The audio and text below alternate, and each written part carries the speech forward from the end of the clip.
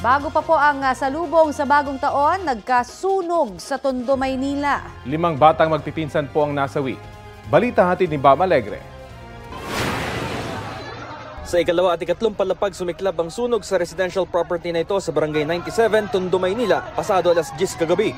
Itinaas ang hanggang ikalawang alarma para rumesponde ang hindi bababa sa 8 fire truck. Masikip ang eskinita kaya nahirapang gumalaw ang mga bumbero. Nagsimula po yung apoy sa second floor po ng 3-story building po.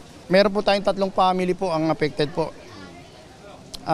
Magkakapatid po sila na nakatira po sa bahay. Magkano ba yung ang estimated damage po natin is more or less 150,000. Nakontrol ang sunog pasado alas 11 kagabi pero tumambad ang trahedya. Patay ang 5 batang nasa loob ng nasunog na bahay. Magpipinsan sila. Iniimbestigahan pa kung paano natrap ang mga biktima. Labis ang hinagpis ng kanilang mga kaanak. 5 po yung mga bata. Dito lang po sila mag-New Year, kaya lang inabot ng gano'n. Tuluyan na apula ang apoy 11:25 bago maghating gabi.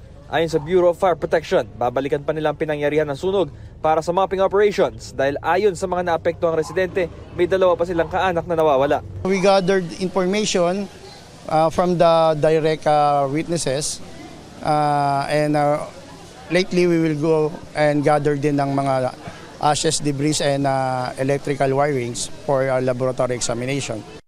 Bam Alegre, nagbabalita para sa GMA Integrated News.